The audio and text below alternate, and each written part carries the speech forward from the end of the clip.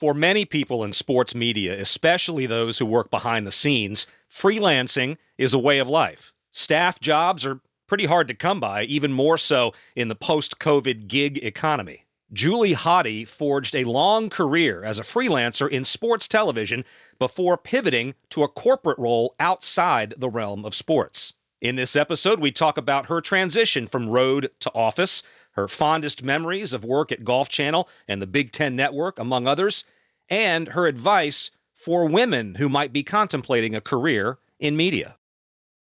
I demand satisfaction.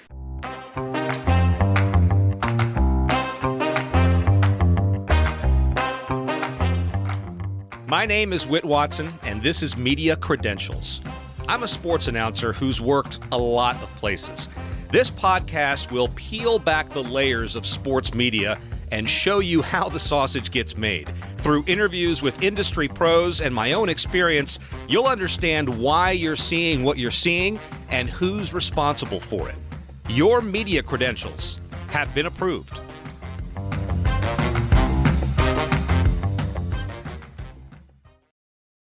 Julie Hoddy is a production specialist, essentially a video producer. She works for a company called Diversified, which bills itself as a systems and media technology integration company. Diversified has a contract to produce media content for Dow, the multinational chemical giant based in Midland, Michigan, and that's where Julie is permanently assigned. We know each other because Julie was a stage manager for many years at Golf Channel. In fact, she had a long career in sports media before making the pivot to the corporate world out of necessity. We talk about freelance versus staff, sports versus business, and we also touch on what it's like to be a woman in the sports industry and a mom on the road. The entire media industry changed after COVID, and arguably the sports media model was affected the most. Julie not only survived, but thrived, and she did so by being light on her feet and paying attention to what was coming next. So, Julie, you and I know each other from a lot of years on the road at Golf Channel, which is a pretty different animal from what you're doing now. So tell me about the switch and what your current role is. I'm in the corporate world now. Corporate is definitely a different animal altogether. I'm currently a production specialist that equates to a combination of producer and production manager. I actually work for a company called Diversified. Both of them are amazing companies. Our group at Dow is in a unique position where we are assigned to work in Midland, Michigan specifically for Dow, just like in the freelance world where you would work for one of the big networks, but you're paid by somebody else, like a packager or a crewer. It's the same thing. I looked up the company that you work for, Diversified, and there are a number of services they offer, from audiovisual to digital signage, media production. As you say, it's a big company. How do you like the corporate environment compared to all the years when you were on your own as a freelancer in broadcasting? I really had a hard time with that change. I really do love the freelance world and sports in general. I still do freelance locally whenever I can just to keep a foot in the door. But the corporate world it's just got so many good things going for it. There's a lot of support from both companies that I work for. There's benefits such as paid time off and vacation time. I never had that in freelance. The 8-hour days are really strange to me. I get done with work and there's still 2/3 of a day left. The biggest bonus for me is the consistency. I'm working every day, every week with a consistent paycheck, and that's been just huge. Compared to freelance, I do get a lot of flexibility. I still do get a lot of flexibility in my schedule. I thought that I'd have a pretty standard 9-to-5 job with Dow, but it's a global company, and I found out pretty quick that I was going to be meeting with international partners, which means meetings late at night, early in the morning. But that was always the case with freelance. We always have crazy hours. So that wasn't any big deal to me. The team mentality is still the same compared to freelance.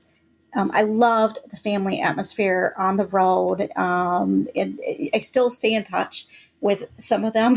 Case in point, staying in touch with you, or some of the A2s that I worked with, or camera guys that I worked with. I was really nervous that I was going to lose some of that camaraderie, but I couldn't have been more wrong. The team at Diversified and Dow really took me in, let me create a new niche for myself, and I feel super supported and valued. You may or may not feel the same way. Sometimes that validation is sometimes it's hard to come by in the freelance world. You're always just a bit self-conscious that there's several people lined up to take your job if you screw up. I really consider myself lucky to have landed where I did when the sports world was turned upside down and so many people just didn't know what they were going to do. I love that I can still freelance locally. It's the best of both worlds for me, and I have that consistency and still get to work some really great gigs. Yeah, your point about validation is well taken. As I'm learning as an independent contractor, I'm curious about the demands placed upon you working in this corporate environment. How busy do you stay in the studio? Do you shoot on location or on the road? Like, what's the demand for video content? We actually stay extremely busy. The company, Dow, uses a streaming platform to communicate internally with employees and externally to customers, distributors, or stakeholders. So we stream live, record everything so we can offer it on demand later. I produce mainly the external facing webinars and work on 40 to 50 projects probably a year. The rest of the studio team probably works on 3 or 4 times as many projects. So there's a lot going on, a lot of work coming through the studio. And then we also have some side projects, business videos, and that sometimes includes some travel. They have facilities down in Lake Jackson, Texas. It's in like the Gulf area. And I've been able to travel down there. They have facilities all over the country and internationally. So if that opportunity ever comes back up, getting back on a plane isn't out of reach just yet.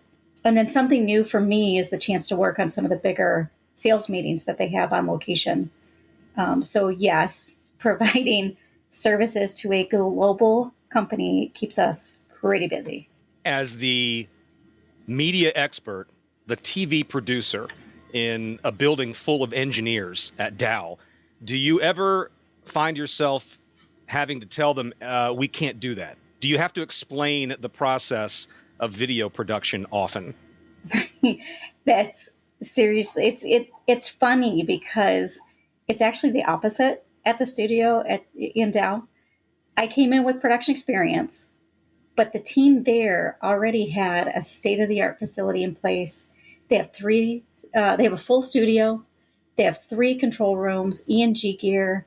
They've been using live view technology for years to hook up locations all over the world. They send that video back to the facility in Midland and they mix everything from there. They have an entire production engineering team that they pride themselves on making things happen. I'm the one that started to come in and ask for things, and they'd come back to me and say, okay, we can't do that. But then they'd turn around and they'd still figure out how to make it happen. They had TV people already before you got there. It's TV. For them, it's video production people. Right. TV being broadcast TV. For them, it's a video production. It's sort of the same thing, just different scale. So let's go back to the sports side, because again, you and I know each other from the Golf Channel experience. Where did your interest in sports media start? Oh, this makes me feel so old. I started in high school. So I give a quick shout out to Grand Rapids Forest Hill Central in Michigan. They had a video production facility, and that really opened my eyes. I fell in love with it. I went to Michigan State University, and I immediately got involved with MSU hockey and the Ron Mason show. There was also a group called MSU Telecasters that gave me a lot of in-studio experience.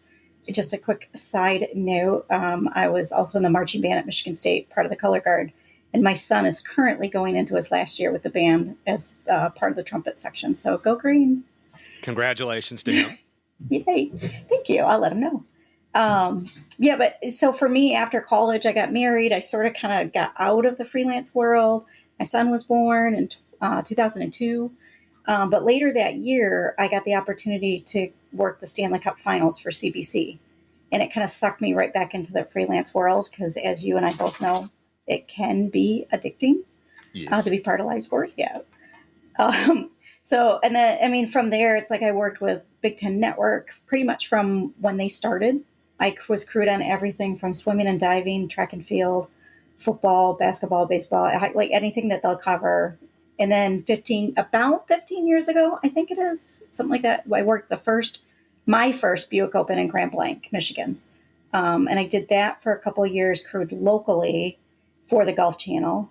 Then Eric Rutledge, Ruddy, who you've interviewed for one of your podcasts before, he has a Michigan connection, and we kind of hit it off. And he helped convince Golf Channel to bring me over to the 2010 PGA Championship at Whistling Straits, and that just sort of snowballed from there. It changed my life, really. In one of the early podcasts, I talked about one of my own career mantras, which is always say yes. In other words, when I'm asked, do you know how to do X? I always say yes, and then I go figure out how to do it. Does that kind of sound familiar to you? Absolutely. Yes, yes, yes. Yeah, it's so true. In the freelance world, I was always afraid of saying no. I was afraid if I said no, they'd stop offering me gigs. Mm-hmm. And that was one of the things in the freelance world for me that got a little bit old. And once I guess I got over my initial fear of stepping back from the industry, I learned that I could say no and I could set some boundaries. And I've really loved some of that normalcy that it's brought to my life and my family. Corporate life, at least with Diversified Endowed, they're extremely family friendly and very conscious of their employees' mental health. And, you and I both know in that freelance world, we work nights, weekends, holidays, and you really just kind of get used to it. And that's just not the case anymore for me in corporate. And if I work on my days off, it's my choice. I don't feel pressured to say yes all the time. And that's a big change for me. And I love it. One of the jobs that you were trusted with at Golf Channel was stage managing during road shows, which is kind of making sure that the announcers are situated and have what they need before we go live. So I'd like you to touch on that part of the job. And then the second part that you and I talked about off air, you helped out the sales and the marketing departments by being something of a tour guide when corporate guests came to the set when Golf Channel was on the road. So let's start with stage managing. What was your favorite part about that job? Oh my gosh, it was the controlled chaos of it all. The people that I worked with, I just can't say that enough. I loved what I did. And what I do. I love kind of working around the set and working with the talent and, listening to the truck and everything going on. That's just, I just can't express how much that part of my life has been amazing. And then to do the sales, that was such a niche for me to come in, and I was able to interact with the audience. That was so cool because the audience was so fascinated with the set and the people and how it all worked. And you guys on set are just, you're so famous to them and they love it and they get excited. And it just always constantly reminded me how cool our jobs are. We get paid to go and be in places where people pay to go to themselves. So it was just always so cool. It was just doing what I love, traveling and making really good money all at the same time. It was all truly the best part. That's really a great point. I've been on the air since I was 18 years old, and my kids, who are 23 and 20 now, have never known anything different. So to them, it's no big deal. When their friends come over, they freak out, right? Yeah. Your dad is on TV. And I think that's a really good reminder of how lucky we are to do this. So lucky. And I wonder, I hear it in your voice, but I wonder what kind of gratitude you feel for being able to forge a career doing this. I could not be, I just don't even know how to say it. Could not be luckier. It's what I've done since high school. And I remember sitting down with my parents when I was in college, and they're like, what are you going to do? You're in video production, you're working hockey. What are you going to do? And I'm like, I don't know. I'll figure it out. I love it. It's just so much fun, and I just made a career of it. But it's right place, right time too. I mean, you connect with the right person just at the right time. And for me, that was the Buick Open, and that contact. They liked what I did, and they brought me in to do something else, and it led to something else, and that changed my life. I cannot, express enough how much that contact changed my life. What other roles within sports media over the years have you learned how to do? And I'm sure this list might. Too many. Yeah. Right at the end of college, I before I graduated, actually, I was working already at the news station in town. You're PA there. You run camera, you run prompter, you run Chiron. Before I graduated, I was offered a job there, and I turned it down because news is a beast in of its own, and I knew pretty quick I didn't want to be in that area of media. I had a quick run with some independent films. I was worked for a special effects company, just a small local company, where I did some insane things. I was a weapons wrangler, pyrotechnician. I did creature movies and stuff. It was pretty crazy. I also edited and did some production coordinating there. So that was one of those places where everybody does a little bit of everything. In sports, I was able to font coordinate and do some stats, but I hated that part of it. My brain just doesn't work that way. I was able to AD with assistant directing, the stage managing, tape producing for Olympic sports. And then I also had the opportunity to do some stage manage some live shows with Verity Live that has, a full audience in a theater. And that was amazing. That was pretty fun. And now I've moved into producing and production coordinating. So it's kind of a huge range. You have to explain for the audience that doesn't know what font coordinating is and why your brain doesn't allow you to do it. Font coordinate. So that's all the graphics that show up on screen, stats. It's a very numbers oriented. Even just storing the addresses where these fonts or these graphics are stored in the system, and it's coming up with those stats. And it's just, my brain is not a numbers brain. And I did it only because I was organized. But there are people, I will fully admit, that are better at it, much, much better at it than I am. So I did it because they needed help, but it would not be my first, second, maybe 10th choice even. So I skipped right over the part about weapons wrangling and pyrotechnics. How does one learn how to do that? And what did you do? You learn on the job. It's when they have, you'll see in film credits, like they'll have, weapons wrangler, or we often say like I'm wrangling cats, with stage managing. You're kind of going in a million different directions, or you're wrangling the audience. But with weapons wrangling, it's if there's prop weapons on set, you have somebody that's in charge of them and locks them up and hands them out when needed and loads the blanks. And I did that. Pyrotechnician. We did explosions. I helped blow up a car for a film one time.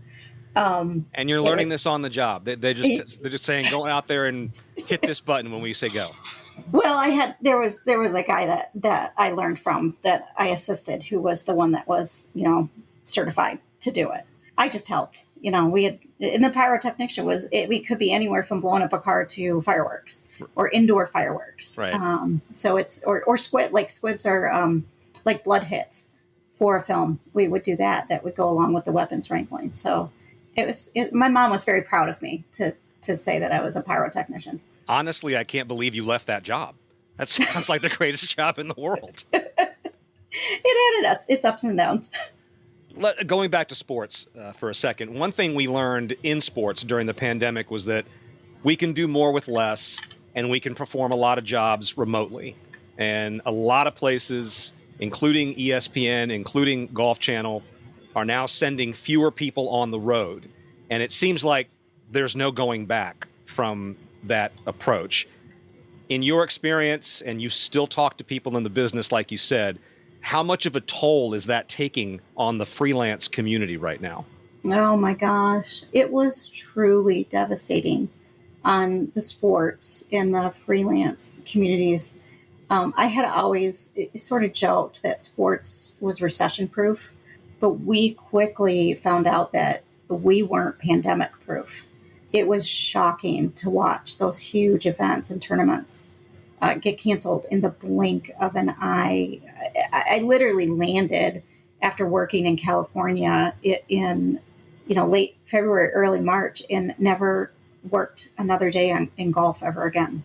It was, boy, friends that I had that didn't work for over a year, jobs disappeared overnight.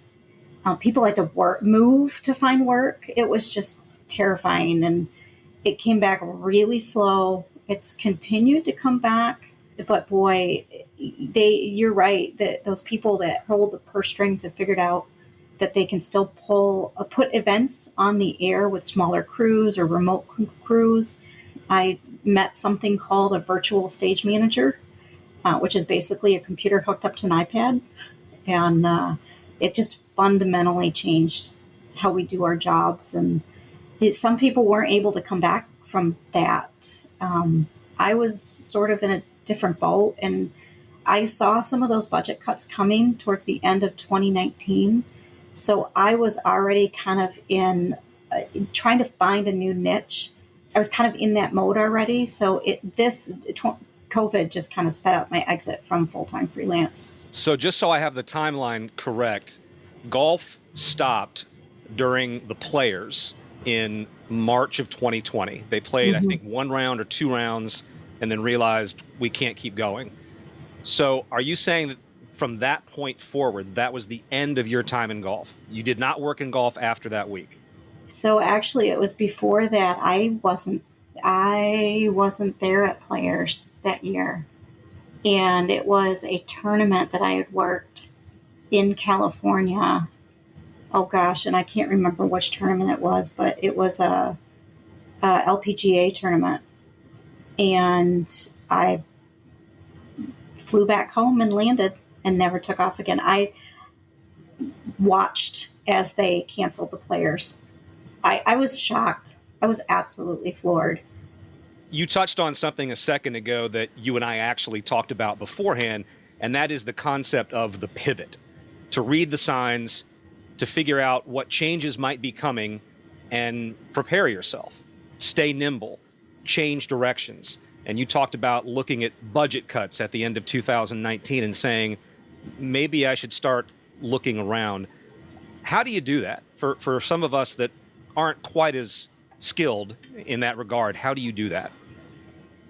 That is probably, I know we did talk about this, one of my best assets to myself is that ability to pivot. I kind of alluded to it earlier, like you said, being self-conscious about my role and kind of always that feeling that you could always be replaced, which is, a big thing in freelance. And I've always looked ahead to what that next step might be. Not that I didn't like where I was, but I knew how lucky I was to have some of those opportunities. I was just very aware that they weren't going to be around forever. And I made plans around that, like saving money around that and my budgeting and everything. I made a lot of contacts, and I was always selling myself and reaching out, constantly emailing. But one of my first experiences with that was Big Ten Network was doing just a ton of truck shows when they first started. I was just working all the time. It was my bread and butter. They had, one year they had 20 truck shows for men's basketball at one school. The next year they came out and they only had 10 truck shows between two schools.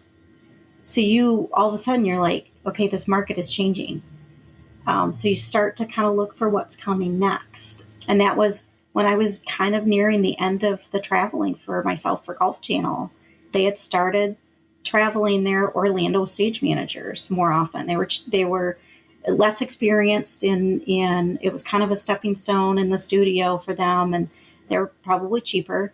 And I knew it was just a matter of time before they were going to start doing that for all the shows, which is one of the reasons why I wasn't at Players that year. It just so happened that all started to happen towards the end of 2019, going into 2020. So I was already starting to work more on the tournament side of things, getting more involved in production management. I was picking up more gigs with NBC, IndyCar, Premier League, and ice skating, and kind of shifting into the production office atmosphere. And I loved it. I absolutely enjoyed that next step of where I was going. And then COVID hit. So that lucky fall that I took into Diversified and Dow was just that pivot. I just didn't personally see that coming until I was kind of forced to jump. And I wonder, as someone who was in a freelance role where you're out there looking after yourself anyway, I wonder if it's easier to see what's coming as opposed to someone who's on staff and receiving a check every 2 weeks, as I was. And, maybe you get lulled into a sense of security, but I mean, what do you think now that you're in an office, you're in a corporate environment where, you kind of have an idea of what's coming, and the communication inside the building is always so valuable, as I'm learning now as someone who's outside the building. Do you think it was a little easier for you to see what was coming because you've been looking out for yourself this entire time?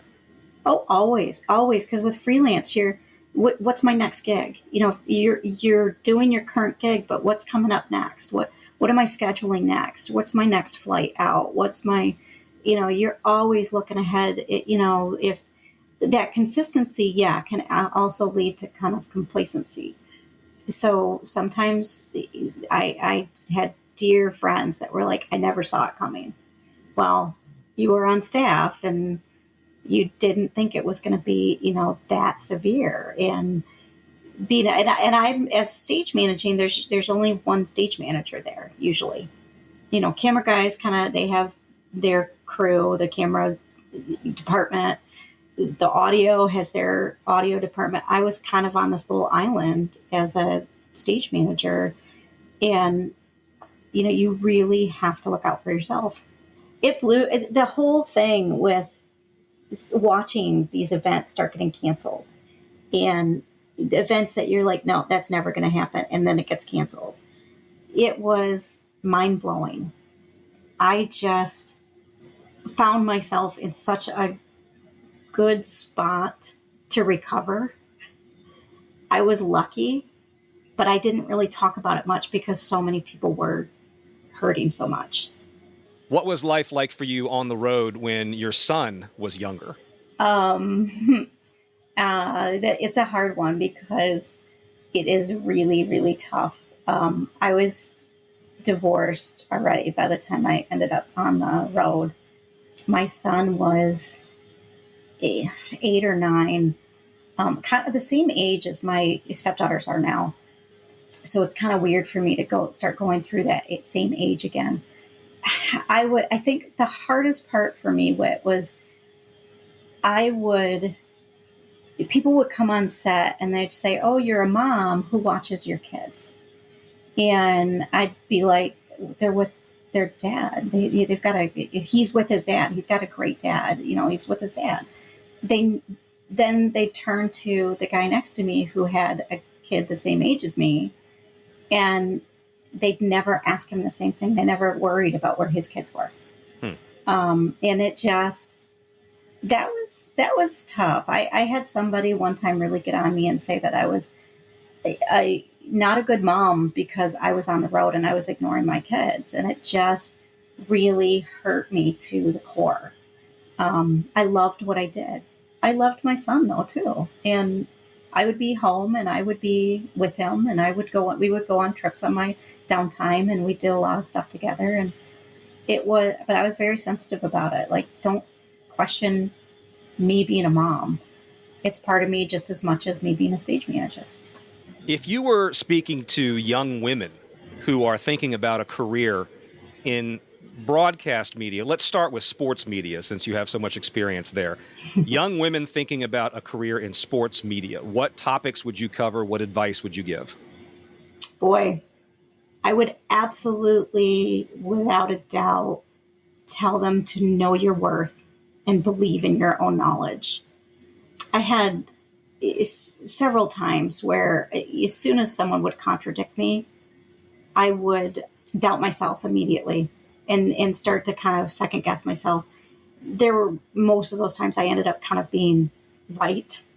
So, and then I regretted not standing up for myself. It's hard as a female because you're labeled bossy or hard to work with or worse. And it's just frustrating. A couple of the other things I think I would say would be, don't let anyone ever shame you for doing what you love. It is hard to be on the road, no matter who you are, but you deserve to be there as much as the next guy, next girl, next, audio tech or camera person or stage manager. And I think one of the hardest lessons I had to learn was that this business is really hard on relationships and family.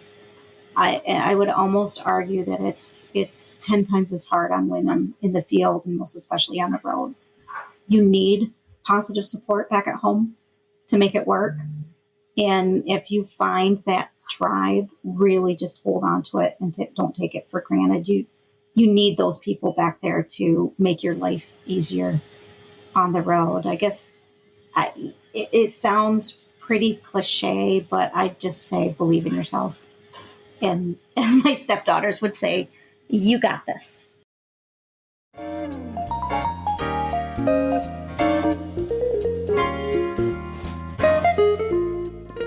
In just a few seconds, we'll have some closing thoughts on this episode, so stay tuned.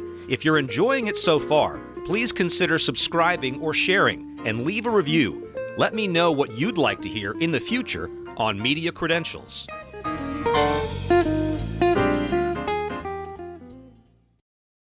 As a broadcaster, I've worked mainly on staff everywhere that I've been. I had forays into freelance work, but there was always a full-time job. For the last year and a half, though, I've been navigating this new world working on my own. I wanted to talk to Julie because we went in opposite directions. She went from freelance to staff, me, staff to freelance. Julie has obviously worn many hats in sports media, and her versatility has helped keep her afloat as the industry has shifted. As I said in our conversation, we've learned we can do more with less, and we can do it from long distance. To survive and advance, as Julie has, it means staying on your toes and keeping eyes and ears open.